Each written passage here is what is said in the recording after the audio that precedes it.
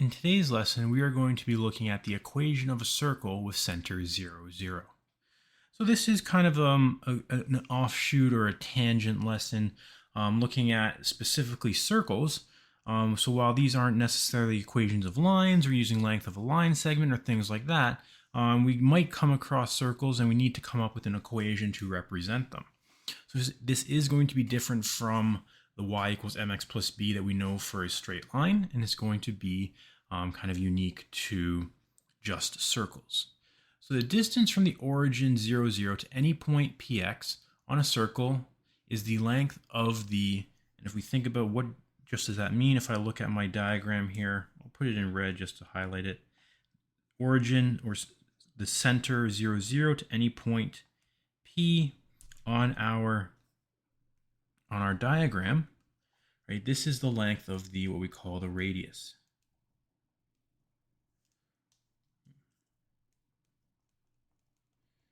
So just the idea that a line going from the center to the edge is considered the radius.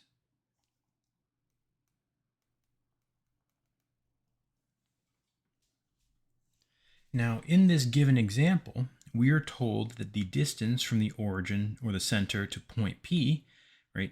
We are told that it's the radius of the circle, but we're also told that it is 4 units long. So what is the distance formula to find this length, right, from this OP or from this center or the origin to point P? Well, if we use our length of a line segment formula, the length is going to equal x1, but because we know it's 0, it's going to be plus 0 squared plus y1, you could say plus 0 squared, or x, not plus, minus x minus 0 plus y minus 0, right, all squared and then square rooted. This length here, this OP, is the radius. So if we wanted to, we could rearrange this formula. We know the radius is 4. We know that underneath it's just the same thing as saying x squared plus y squared, and all square rooted. And if we want to go and expand this, right, or kind of rearrange this a bit, we can move the square root over. We could square everything to cancel it out. So we get 8 is, or not 8, sorry, we would get 16 is equal to x, twice. 16 is equal to x squared plus y squared. And again, this 16 represents the radius, or it represents the radius squared. So this is going to be the formula, or the general formula that we are using to represent the area, or the just to represent a circle. Right? And it's going to be x squared plus y squared equals r squared. And the idea here is that the length of the radius is always going to be the same. So this r squared, if I make a right-angled triangle, and we'll do it in purple, if I make a right-angled triangle with that radius and the edge of the circle, it will always be the same, right? The center, the radius, or the length of the radius is always going to be the same regardless of where it is, right? Regardless of which point on the edge of the circle we're touching, the radius should always be the same. So that's where this formula comes into play. So it's kind of a play on the length of a line segment formula.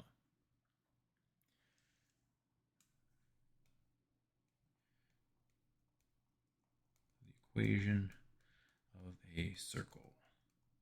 X squared plus y squared equals r squared. So let's just go through an example. We'll go through a couple examples and look at some kind of problems we might come across. So determine the equation for the radius of the circle that has its center at the origin and passes through the point 6, -8. So I'm going to write out my equation for the circle, which is x squared plus y squared equals r squared. We're going to fill in the values.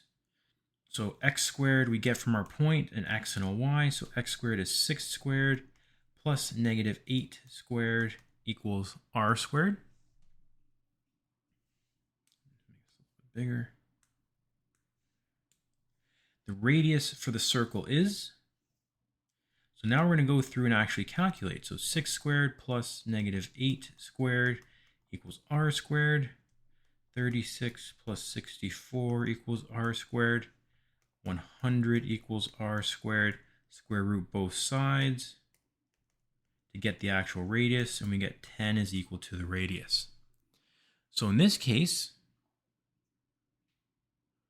our radius is 10.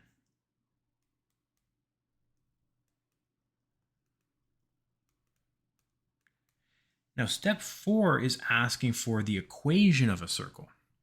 So in this case, and generally how we're going to see it, we're going to see it as the x squared plus y squared equals r squared. However, when we have the radius of a circle, x squared plus y squared equals 10 squared, because we know what the radius is, and that's not going to change for the circle. However, what we usually do and what you'll usually see is this last portion here expanded or simplified in a way. We're getting rid of those exponents. So x squared plus y squared equals 100. And that is going to be generally what we see for our equation of a circle. We're not going to see the radius, we're going to see the radius squared. So here, again, if I want to just quickly kind of sketch what it's going to look like. Right, I have a circle, maybe not the best circle. Maybe I'll draw it so that it better fits. And then I should have 10, 10, negative 10, negative 10 as the points from the origin where it touches.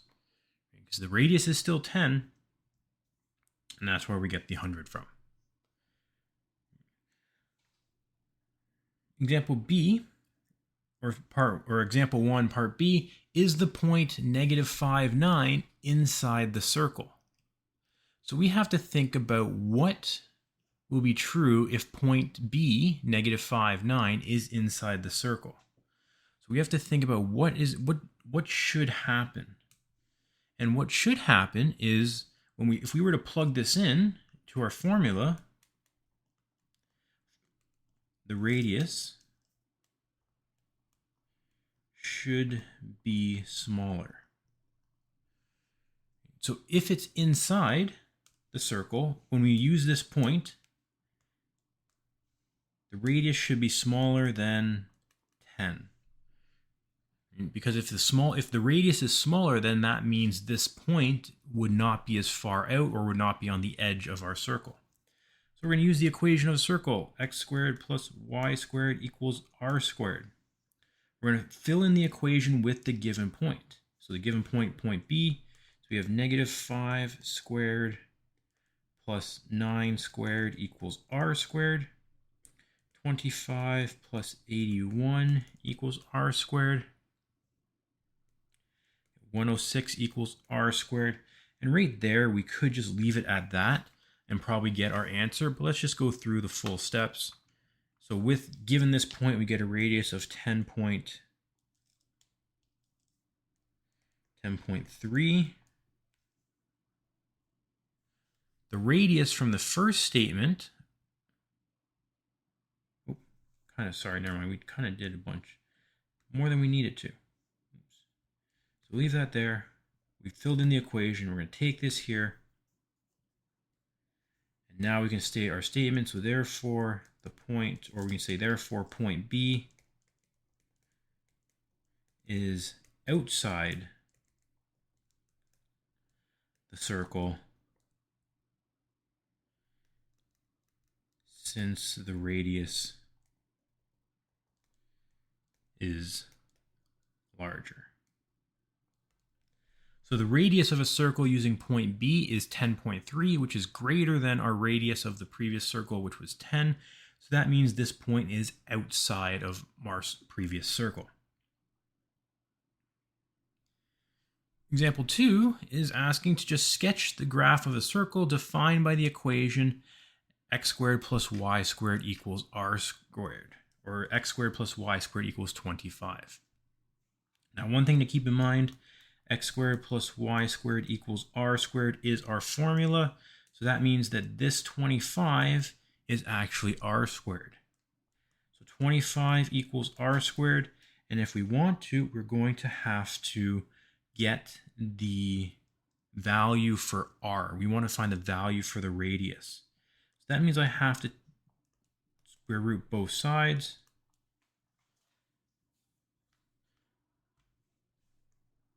If I square root both sides, I get 5 is equal to r. So this value here is the radius. So again, remember when we created the equation of a circle given a point, we actually calculated the r squared. We didn't leave it as radius squared. So we do have to keep that in mind, right? So whenever we're given the equation of a circle, the value at the end we see is not the radius, but rather the radius squared. So we have to square root that last number to determine what the actual radius is. And now I can go through and sketch my graph. Right, again, it's just a sketch with a radius of 5. So 5, we have 5, 5, and then -5 and -5. Right, so keeping consistent with our x or our y and x-axis. Right, you don't need to really sketch those parts or portions of it. You just need to make sure that we have a circle and we show what the radiuses are or where it crosses the axes. Last example, we're going to find the equations of the following circles. Center 0, 0 with a radius of 4. So if it centers 0, 0 with a radius of 4, we are going to write out our formula, x squared plus y squared equals r squared. And now because we're told what the radius is, all we have to do is plug that in. X squared plus y squared equals 4 squared, and then simplify it. X squared plus y squared equals 16.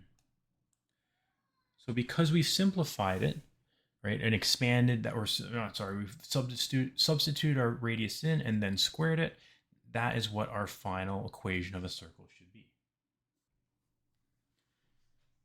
Lastly, same idea as some of the other examples we've looked at. Now we're given a point, an x and a y. So x squared plus y squared equals r squared. Plug in x and y, so 9 squared plus 10 squared equals r squared. We're going to go through and simplify it. 81 plus 100 equals r squared. We get 181 is equal to r squared. Now, because we're asked to come up with an equation, I don't need to go any further than this. I can just leave it as x squared plus y squared equals 181. If the question did ask for what is the length of the radius, then I would have to square root that final answer, square root of 181 to get that. But for our purposes, because we're just looking for the equation of a circle, this is all I need to do. I don't need to square root that r squared.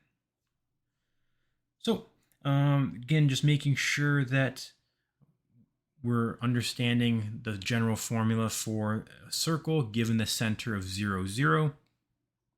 And then being able to determine that equation based off of either a point or a radius, as well as determine whether a point is either inside or outside of that circle.